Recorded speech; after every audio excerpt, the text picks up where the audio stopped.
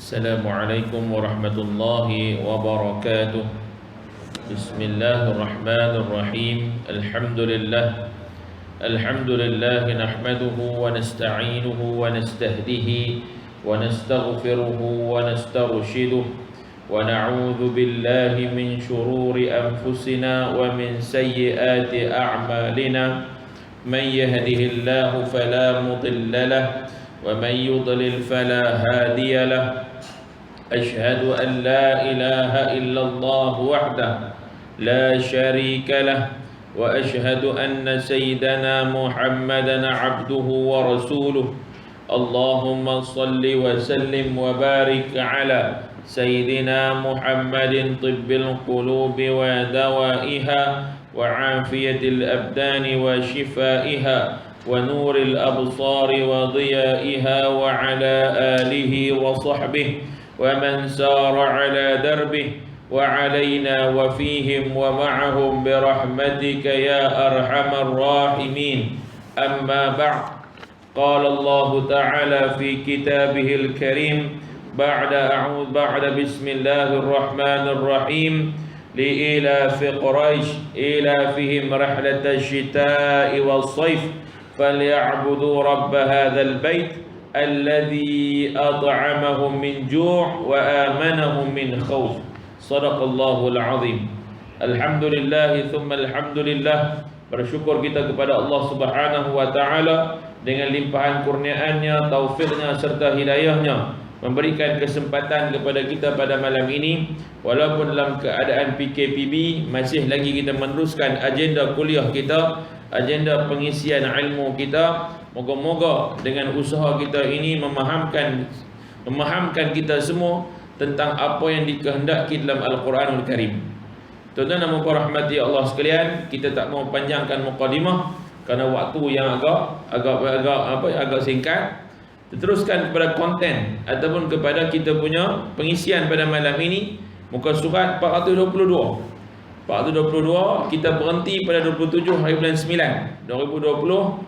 Iaitulah kita masih lagi berbincang tentang suratul Quraisy, surah Al-Quraisy. Walaupun kita dah selesaikan tentang bagaimana dan dimaksudkan apa maksud dan apakah syarah kepada penafsiran bagi suratul Quraisy ini, InsyaAllah pada malam ini pada muka surat 422 kita berhenti pada pedoman hidup dan hukum hakam. Apa yang dapat kita ambil daripada suratul Quraisy ini sebagai satu perkara untuk diulang ataupun diberikan sikit sinopsis ataupun mukadimah singkat berkaitan dengan suratul Quraisy ini. Kita ambil sikit makna bagi suratul Quraisy ini. Bermula daripada li'ila fi Quraisy, lantaran menjadi kebiasaan bagi kaum Quraisy dan jadi perkara biasa bagi kaum Quraisy itu ila fihim rahlatash shita'i was saif, iaitulah mereka ini melindungi Allah Ta'ala kepada mereka ni dalam kebiasaan mereka pergi berdagang pada waktu musim sejuk dan musim panas. Musim sejuk pergi ke mana? Pergi ke Yaman, musim panas pergi ke Syam. Ni yang berlaku kepada orang-orang Mekah, orang-orang Quraisy. Kemudian falyabudu rabb hadzal bait, maka oleh itu hendaklah mereka menyembah Allah, Tuhan bagi rumah ini. Iaitulah Allah Subhanahu wa taala perlu disyukuri. Allah bagi kat depa nikmat yang tak ada pada orang lain. Orang lain kalau kering kontang tempat depa duduklah nganga kat tempat sendiri. Tapi orang Quraisy dengan kedudukan strategik tempat geografinya, keadaan geografi setempat, keadaan tempat itu walaupun dia dikira sebagai padang pasir, namun keadaan strategik tempat geografi dia tu menyebabkan Mekah ini jadi tumpuan. Orang Quraisy mendapat manfaat berdagang di tempat sendiri dan berdagang di luar. Import and export, dua-dua mereka boleh buat, dua-dua mereka boleh jalankan. Ada tempat dia boleh import saja, tak boleh nak export. Tapi orang Mekah boleh import dan boleh ekspor. Bahkan dia jadi satu interport, satu pelabuhan tanpa laut yang begitu besar dalam kawasan kepulauan Jaziratul Arab, dalam kepulauan Arab. Bahkan seluruh dunia menumpukan tempat dan menumpukan di Mekah. Tuan-tuan dan puan rahmati Allah sekalian, alladzi at'amahum min ju', Tuhan yang mana satu, falyabudu rabb hadzal bait, maka hendaklah kamu sembah Tuhan, yakni Allah Subhanahu wa taala, Tuhan bagi Kaabah ini. Apa sebab? Tuan-tuan, kita dah bincang hari itu. Apa sebab yang menyebabkan Mekah ini dari segi geografi dia tu cantik, tapi tempat dia tu gandum pun tak ada, tanaman tak ada tuan-tuan, yang besar-besar tak ada. Makanan ruji dia pun kena ambil daripada luar. Namun oleh kerana adanya Kaabah Al-Musyarrafah, adanya air Zam-Zam, satu tempat yang kebiasaan yang tuan-tuan kaji balik, hampir keseluruhan daripada tamadun manusia, dia akan bermula dalam lembah sungai. Dia akan bermula di lembah-lembah sungai. Kan tamadun Euphrates, tamadun Huang Ti, dia di lembah sungai. Tamadun di India, di lembah sungai Gangga, sungai Ganges. Tuan-tuan, kebanyakannya majoriti daripada tamadun dunia ini bermula daripada lembah sungai. Penempatan akan bermula di lembah sungai. Tapi satu-satunya tamadun dunia yang tak ada sungai, tak ada air yang mengalir dalam dia, melainkan adalah merupakan tamadun yang berada dalam dunia Islam hari ini, Makkah Al-Musyarrafah, Makkah Al-Mukarramah ni tuan-tuan. Orang Quraisy berada dalam kedudukan tamadun yang wujud dengan adanya dikenalkan kepada manusia dengan tauhid kepada Allah. Inilah tamadun manusia yang sebenar. Kalau tamadun lain, dia punya mitos, ada legenda tertentu yang keluar daripada tempat itu, kepercayaan karut yang keluar daripada tamadun tersebut. Tamadun Cina dengan dia punya naga dia, dengan dia punya tebu dia lah, macam-macam, yang kadang-kadang benda tu tak masuk akal.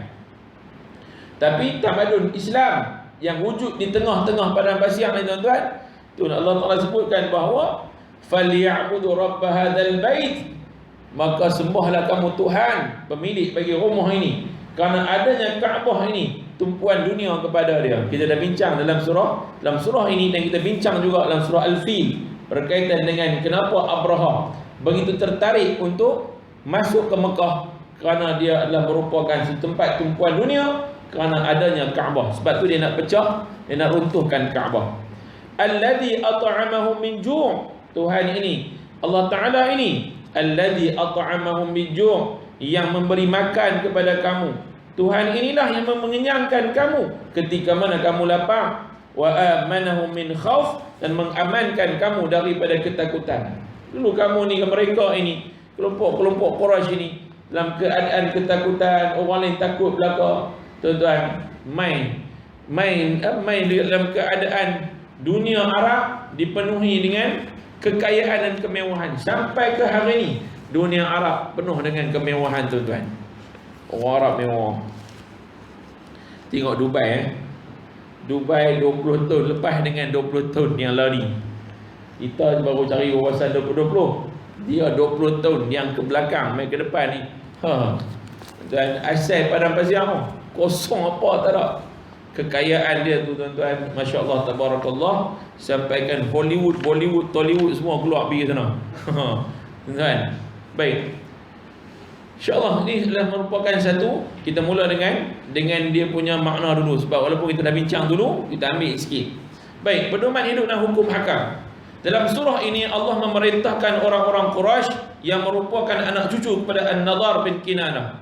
Dalam susu galur, nama Rasulullah sallallahu alaihi wasallam ada nama Nadhar ibn Kinanah, kan? Muhammad bin Abdullah bin Abdul Muttalib bin Hashim bin Nadhar bin Kinanah bin Nadhar bin Kinanah bin Fihr, sampailah ke bawah sampailah kepada Adnan, sampai bawah lah sekali Adnan, dekat tu dulu, kan? Yang tu yang dikatakan sahih oleh Ibnu Ishaq, dalam kitab Ibnu Ishaq, dalam karangan sirah Ibnu Ishaq, dia catatkan yang tu yang hak yang rajih. Yang hak lain tu, yang penambahan itu, ada kekhilafan di kalangan para alim ulama untuk menetapkan sampai kepada Nabi Adam alaihi salam. Tapi yang tuan-tuan tengok malam ni ialah inilah orang Quraisy yang merupakan anak cucu pada Nadhar bin Kinanah. Kenapa dia tak ambil yang lebih bawah lagi? Dia ada cerita dah. Orang Arab terbahagi pada dua. satu bangsa Arab tulen, satu bangsa Arab kacukan. Satu tulen, satu asli, satu kacukan. Yang asli ni mai daripada Yaman, ada kacukan. Tuan-tuan, kita buka kitab Syekh Mubarak Furi Abdul Rahman Safiyuddin Mubarak Furi Rahiqul Maktub, ada cerita tentang bagaimana orang Arab ni dia punya pembahagian dia. Beberapa jenis orang Arab, yang paling besar ada dua, satu asli, satu lagi yang kacukan. Baik, maka Nadar bin Kinanah, iaitulah merupakan anak cucu Nadar bin Kinanah, supaya beribadah dan mengesahkan Allah, kerana Allah telah memberi nikmat yang banyak kepada mereka. Antaranya ialah nombor satu sekali, Allah memusnahkan tentera bergajah paling besar. Dia nombor satu. Satu perkara yang paling besar Allah telah tunjuk kepada dunia Arab, yang boleh menyebabkan cerita itu sampai pada mulut ke mulut, sampai menyebabkan kegahan bagi orang Quraisy. Pada masa tu orang Quraisy diangkat nama dia kerana apa? Kerana apabila tentera bergajah yang orang semua tahu, kata tentera Abrahah ni tak pernah kalah. Tentera bergajah tak pernah kalah. Kerana apa? Jarang ada dalam kalangan tentera Arab ni tentera ada gajah. Kerana gajah ni mana ada pada negara Arab? Ada? Gajah padang pasir ada? Tak ada. Gajah ni dia mesti import. Kalau hari ni kan kita kata kereta kebai import Rusia. Ni kereta kebai mana ni? Import Rusia. Ni import mana ni? Import US nya. Negara tu kira hebat lah. Dia dapat beli daripada negara-negara yang dia punya teknologi tinggi. Tuan-tuan, kalau masa tu, kalau orang tu dia negara Arab, dia bukan ada gajah, dia bukan main duduk tepi siam ke apa semua, tapi tuan-tuan, dia boleh ada gajah. Maknanya apa? Tentera tu hebat. Dan gajah dia bukan gajah Asia, dia gajah Afrika. Sebab tu nama dia pun, kita dah cerita itu kan, nama dia pun Mahmud. Nama pun dah gah dah, Mahmud. Nah, abang kata tuan-tuan, gajah tu besar. Maka antara benda yang paling besar yang ada pada orang-orang Quraisy, yang hebat pada orang Quraisy, nikmat yang banyak, salah satunya ialah Allah musnahkan tentera bergajah dan mengusir mereka daripada menceroboh Mekah. Satu orang tentera Mekah pun tak ada yang keluar pi halau Abrahah, seorang pun tak ada. Dalam lipatan sejarah tak ada. Melainkan 100% keluar. Kerana apa? Kerana serangan tentera Allah. 100%. Orang Mekah duduk di mana? Di belakang bukit-bukit. Jadi pemerhati, duduk tunggu dengan keadaan ketat. Bilalah macam manakah caranya gajah ni nak musnahkan Kaabah. Seolah-olah macam kita tengok satu live, orang nak bagi bom satu tempat, dia dah abang siap dah. Kami nak bom tempat ni, kita buat live. Seolah-olah macam tu. Tiba-tiba tuan-tuan, live-nya apa? Tak jadi bom. Yang nak bom itu kena bom. Maka tuan-tuan, di situlah Allah Ta'ala tonjolkan bahawa orang Mekah ni, orang Quraisy ni ada kelebihan yang tak ada pada orang lain. Maka kemusnahan itu juga disebabkan oleh kekufuran mereka kepada Allah. Dengan pertolongan Allah dan rahmatnya, orang-orang Quraisy benar-benar terhindar daripada bencana dan seterusnya menikmati keamanan, keselamatan serta ketenangan berada di sisi Baitullah. Kita tengok kadang-kadang kita ni contohlah, kita pergi mandi kolam ke, mandi lep ke, tiba-tiba kita lemah.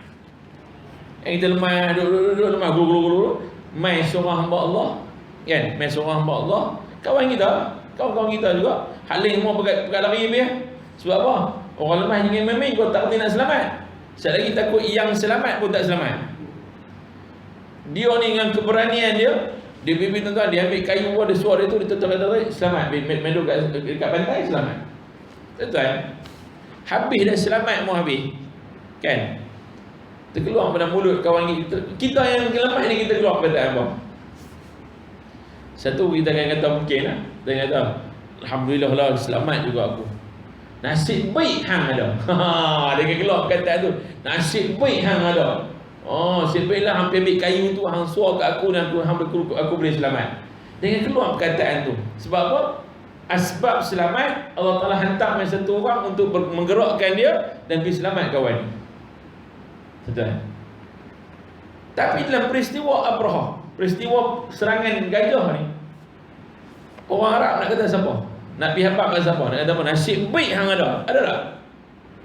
Ada tak? Kita nak pergi kata sekarang nasib baik Abdul Muttalib ada. Dalam sejarah, Abdul Muttalib sebagai ketua Quraisy berjumpa dengan Abraha atas jemputan, bukan sebab nak pergi habaq kata Abraha suruh balik, tapi dia minta balik dia punya pisau bagi balik semua kambing, semua kambing kuda, unta milik orang Quraisy bagi balik. Tu yang dia punya permohonan. Dia tak pergi habaq pun, janganlah pergi buat lagu ni, kita berunding dulu. Tak. Abdul Muttalib pun serah. Dia kata apa? Ni milik aku, tapi rumah tu ada pemilik dia. Hang berani ambil? Maknanya apa tuan-tuan? Dalam peristiwa yang kata kenapa letakkan nombor 1 nikmat paling besar?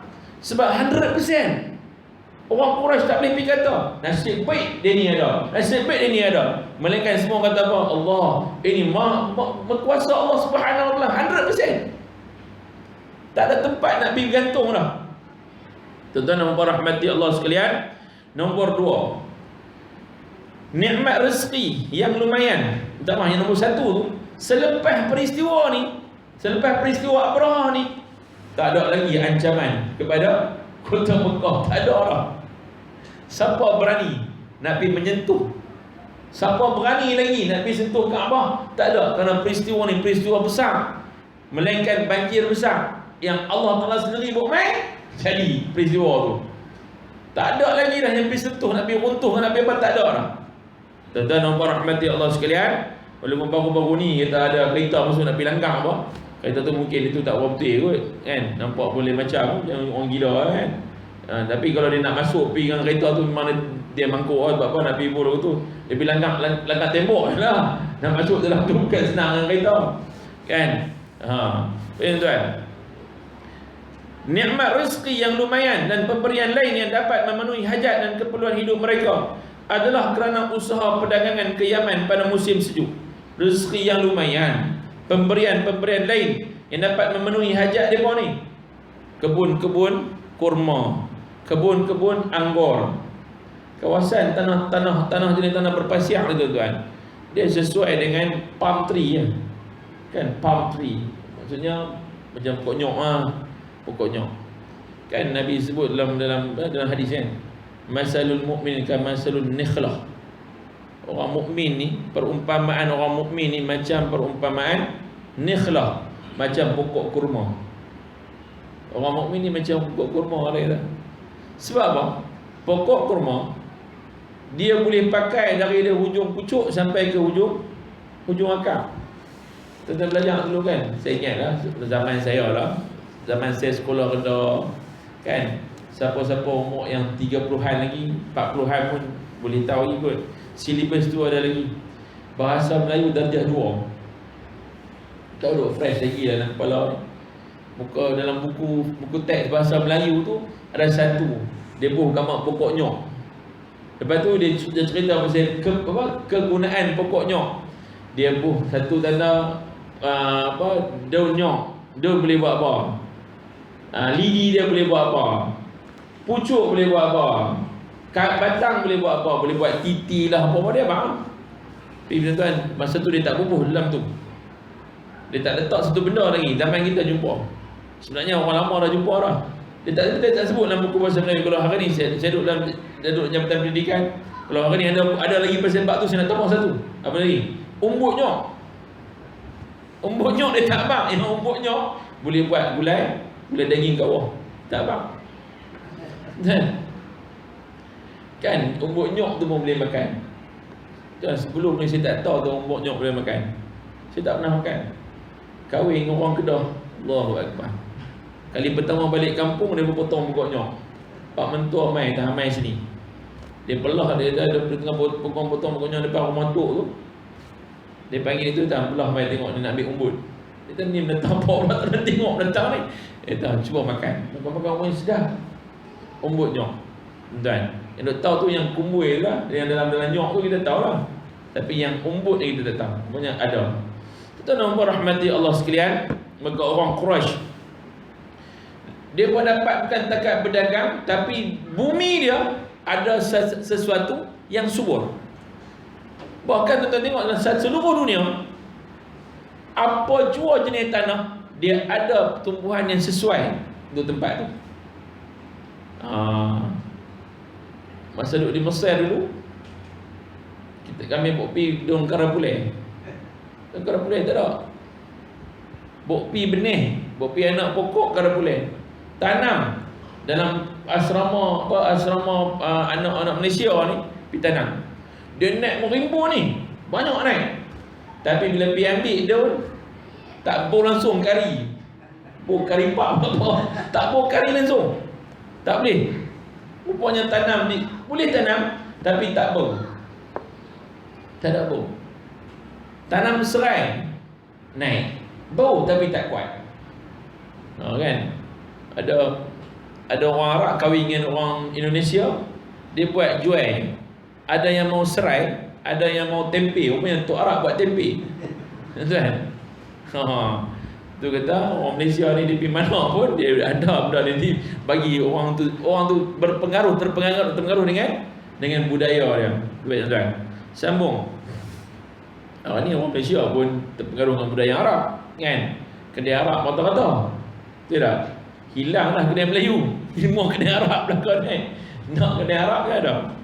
Baik. Nikmat rezeki yang lumayan dan pemberian lain yang dapat memenuhi hajat dan keperluan hidup mereka adalah kerana usaha perdagangan ke Yaman yang Allah bagi kat mereka izin pergi Yaman pada musim sejuk dan ke Syam pada musim panas untuk mendapatkan berbagai jenis bahan keperluan dan dagangan seperti makanan dan pakaian.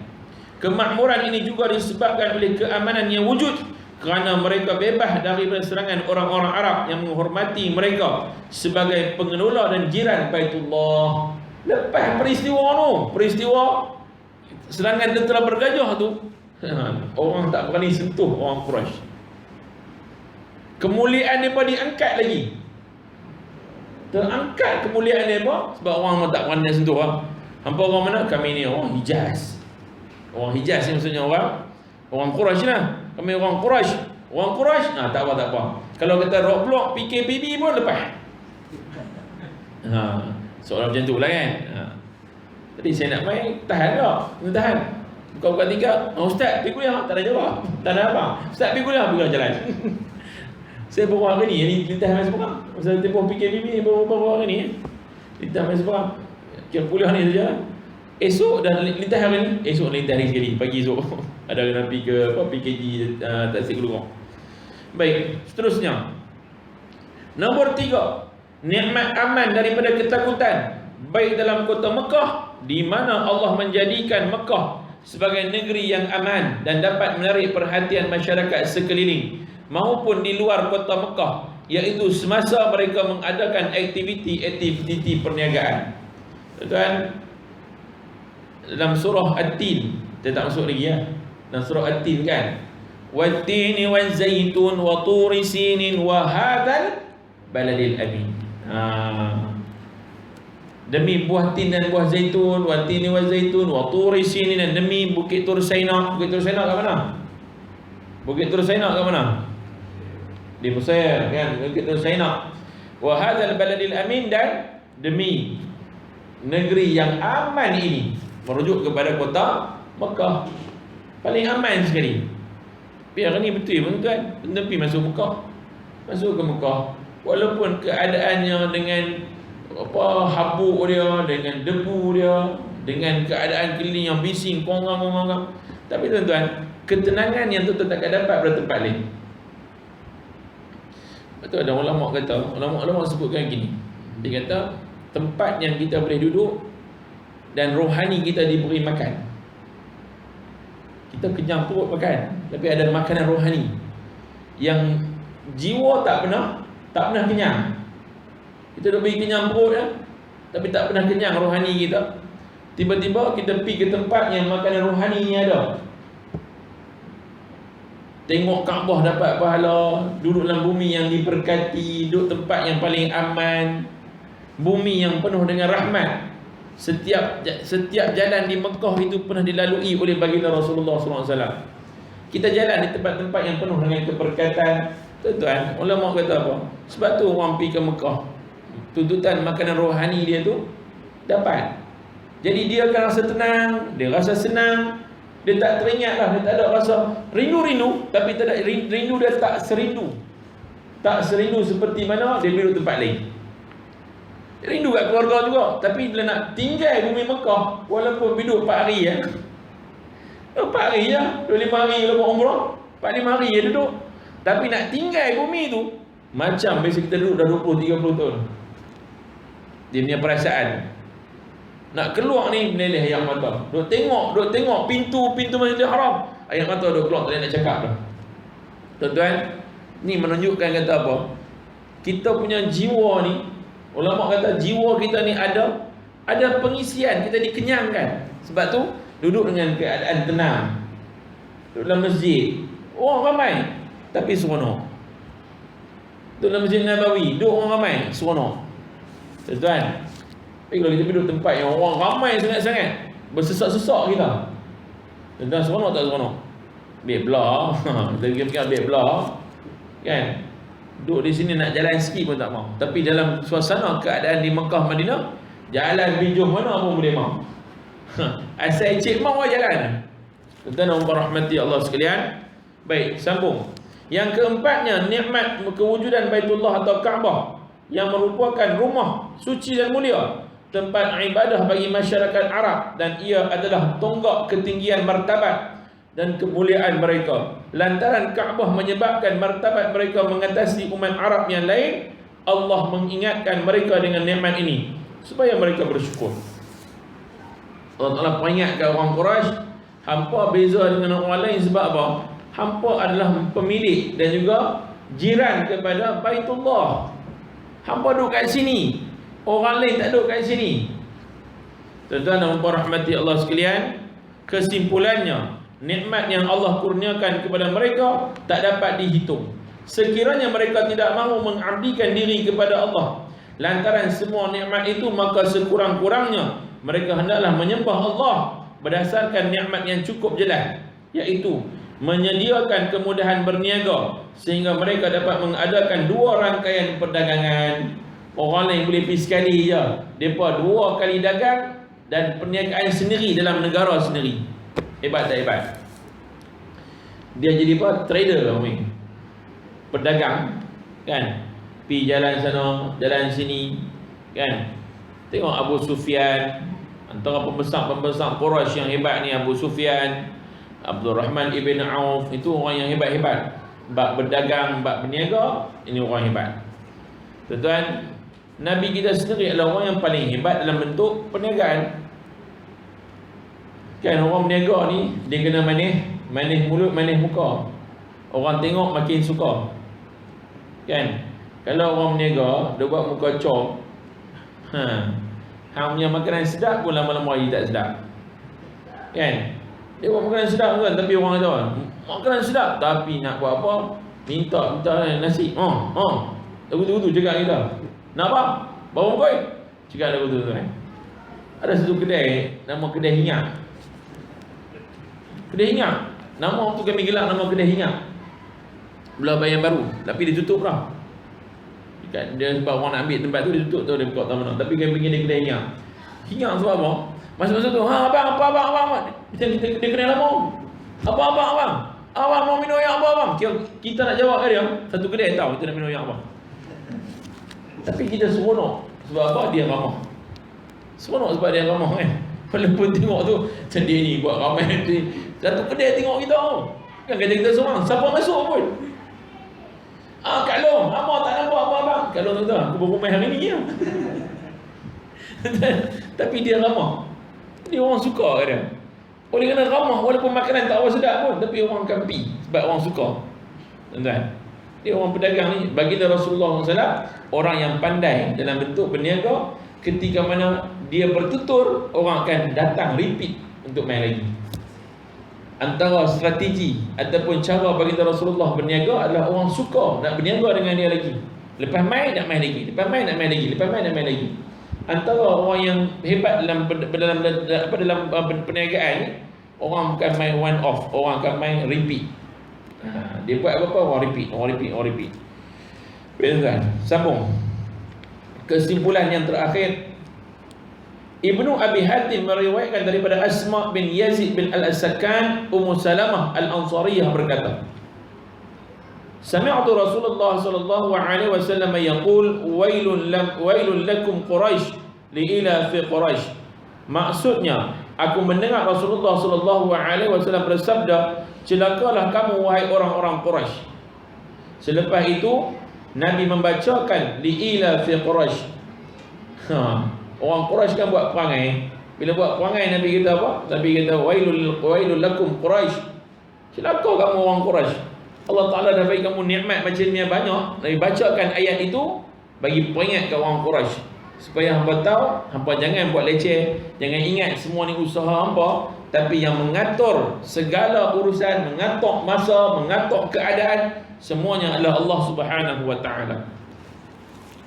Diriwayatkan daripadanya juga, yakni daripada Asma bin Yazid bin As-Sakan Ummu Salamah Al-Ansariyah, aku mendengar Rasulullah sallallahu alaihi wasallam bersabda li ila fi Quraisy ila fihim rihlat asy-syita'i was-sayf wa yahkumu ya ma'syar Quraisy wa yahkum ya ma'syar Quraisy a'budu rabb hadzal bait alladhi at'amakum min ju' wa amanakum min khauf. Wahai orang-orang Quraisy, awas, sembahlah Tuhan yang menguasai rumah ini, yang telah bagi kamu penghidupan, bagi kamu menghindarkan daripada kamu kelaparan, dan memberikan kepada kamu keamanan daripada ketakutan. Berdasarkan surah ini, Imam Malik merumuskan bahawa masa terbahagi kepada dua, yakni musim sejuk dan musim panas, dan tidak ada lagi masa yang lain. Musim sejuk setengah tahun, begitu juga dengan musim panas setengah tahun.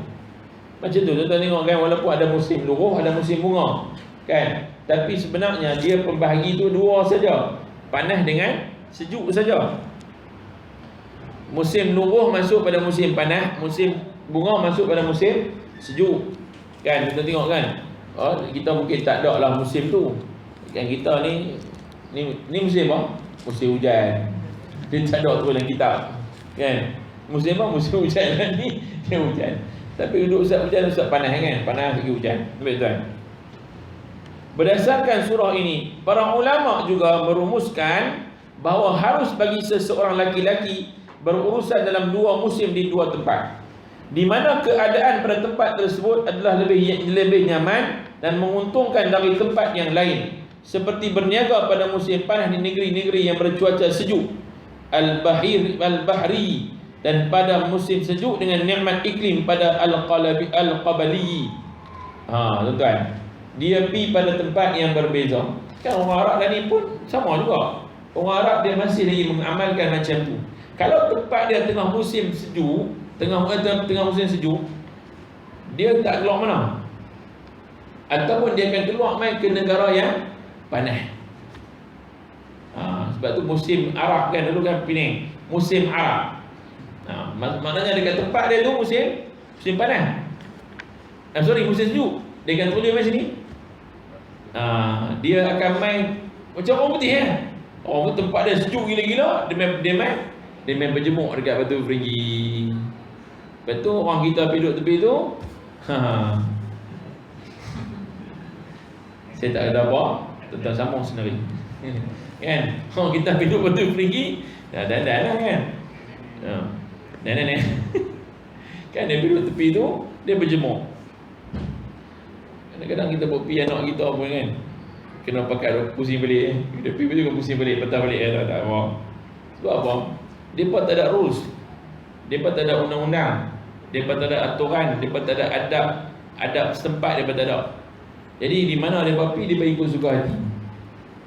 Di Mesir ada satu tempat, yang tempat tu dia di luar daripada kota Kahirah, di luar tu dan kalau siapa pergi tempat tu memang gila dia. Nama dia Hurghada. Tempat tu dia di sempadan dengan Bani Israel lah. Memang bendera Israel nampak terang-terang itu. Orang Israel tu masuk. Tempat tu nak masuk pun dia kena, kalau bahasa hari ni kalau masuk tempat tu dia wajib untuk tidak berpakaian. Ada di Mesir, ada di sempadan Israel. Budak Malaysia kalau pergi Al-Azhar kalau tahu, ataupun tak usah kata Al-Azhar tahu lah, tiba-tiba kad metrik jatuh kat sana. Contohlah, kad metrik jatuh kat sana. Dia tu Al-Jahanam berlingkup balik Malaysia begitu lah. Memang dia takkan terima lah. Sebab apa? Tempat tu memang bukan tempat yang sepatutnya pergi oleh orang-orang agama. Tuan-tuan dan rahmati Allah sekalian, harus juga pada musim panas untuk menyelesaikan diri dengan alat-alat penyejuk, dan di musim sejuk menggunakan alat-alat pemanas untuk mengatasi kedinginan. Ini tuan-tuan nikmat yang Allah bagi pada orang Quraisy ini. Moga-moga Allah berikan kita kerahmatan dan nikmat yang lebih banyak lagi kepada kita, tapi kita jadi orang bersyukur. Kita minta nikmat, kena minta juga, ya Allah, jadikan aku orang yang pandai bersyukur. Gerakkan hati aku jadi orang bersyukur, dan bagilah aku nampak yang semua perkara baik itu untuk disyukuri. Minta. Jangan sampai tahap kita tak tahu nak bersyukur. Tak tahu nak syukur kat mana. Sebab semua pukul apa? Saya buat. Dia pukul semua dia buat. Dia tak kata nikmat Allah bagi kat dia lah. Dia pukul rata, dia kata apa? Saya lah pukul. Saya lah. Semua saya. Sifat kesayaan ni kena patut dia kikis supaya jadi orang yang bertambah syukur kepada Allah Subhanahu wa taala. Insya-Allah tuan-tuan. Kita semua lagi ya. Ya. Apa respon orang Quraisy bila turun? Respon orang Quraisy bila turun ayat ini, sebab tu Nabi sebutkan tadi wailul lil Quraisy. Respon mereka ialah mereka tak ada langsung kata aku nak berasa macam nikmat yang ada kat mereka ni adalah sesuatu pemberian Allah. Tapi yang berlakunya ialah lepas tu dia masih lagi mengatakan bahawa dia adalah bangsa yang hebat. Bila sebut kata bangsa hebat, dia mengangkat kata dia ni adalah orang yang membuat sesuatu yang menyebabkan dia jadi hebat. Sedangkan dalam ayat ni Allah Ta'ala nak terangkan kepada kita tentang semua benda nikmat yang aku bagi kepada hampa yang menyebabkan hampa jadi hebat. Tapi sebaliknya berlaku kepada orang Quraisy, dia kata kehebatan aku adalah kerana aku. Kehebatan bangsa Quraisy kerana dia. Dan sebab itulah bila turun ayat ni, Nabi kata bahawa wailul lil Quraisy. Nabi baca ayat ni, celakalah bagi orang Quraisy. Kerana apa? Kerana hampa aku tak nampak ayat yang aku baca ni tentang apa. Ayat ni diturunkan selepas kenabian. Selepas kenabian. Sebab ayat ni memang turun selepas wahyu kan. Wahyu turun lepas kenabian. Dan benda ni berlaku pada baginda Rasulullah SAW selepas daripada peristiwa tentera bergajah. Lepas peristiwa bergajah tu turun ayat ni. Tu yang nak habaq kata orang Quraisy ni, hampa ni sampai tahap depan mata dah berlaku, peristiwa bergajah dah berlaku depan hampa pun masih lagi hampa tak boleh terima akan keadaan ni. Betul apa yang Al-Quraisy ni adalah surah Makkiyah. Maknanya dia berlaku sebelum hijrah Nabi sallallahu alaihi wasallam. Kita tahu keadaan waktu sebelum hijrah ni Nabi berdepan dengan isu tauhid, isu akidah.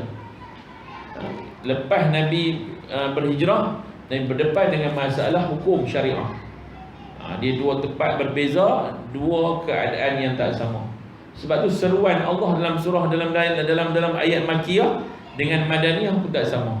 Seruan Allah pada ayat Makkiyah, ya ayyuhan nas, wahai sekalian manusia.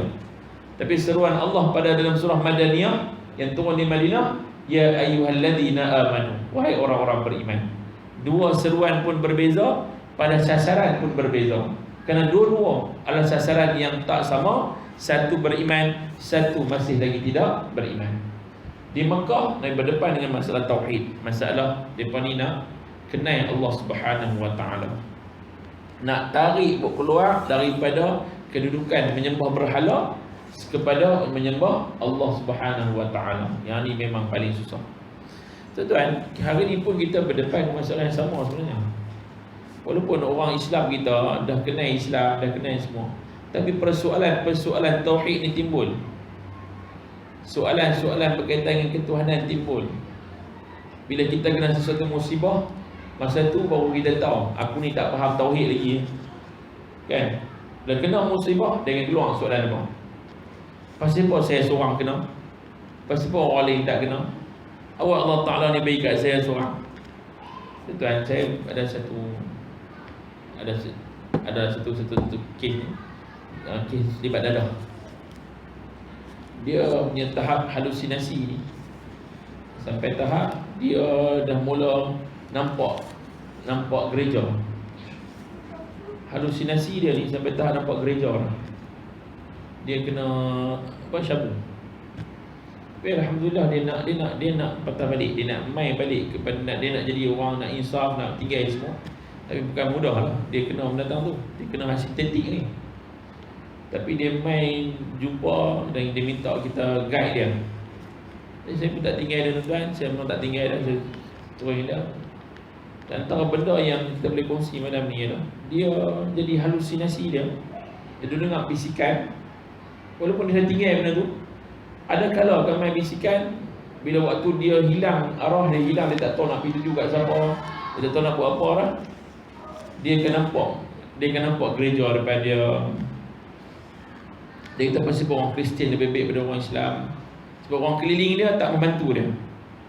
Orang Islam keliling dia tak bantu dia. Bahkan cerca dia, marah dia. Dia kata yang duk main cakap dengan dia adalah hak yang Kristian, kawan-kawan Kristian dia sembang dia. Dia akhirnya tuan-tuan, dalam bisikan dia tu dia nampak. Dia bersembang dengan dia, antara soalan keluar apa? Antara soalan dia ialah, pasal apa Allah bagi kat saya seorang? Saya nak jadi baik. Saya nak jadi baik. Pasal apa dia main juga? Saya nak jadi baik, saya nak jadi bagus. Pasal apa orang keliling saya, kutuk saya, kata kat saya, hina saya? Orang Islam memang macam tu ke? Pasal apa orang Kristian ni boleh main cakap kat saya elok? Tuan-tuan, yang teruk saya nak jawab soalan dia. Kita pun nak bagi dia cool, nak bagi dia relax, tuan-tuan, nak bagi sembang dengan dia, nak bagi dia betul-betul ajak keluar, sembang dengan dia. Tapi nak keluar tanya dulu, hang ambil tak lagi? Saya tak ambil jom. Waktu kalau ambil jangan keluar sebab saya ingat kita kena. Tuan, sembang dengan dia. Tapi alhamdulillah sekarang ni dah masuk 4 bulan lah. Dia memang tak ambil apa pun. Dia tak ambil langsung dan dia memang duduk tengah dalam proses elok.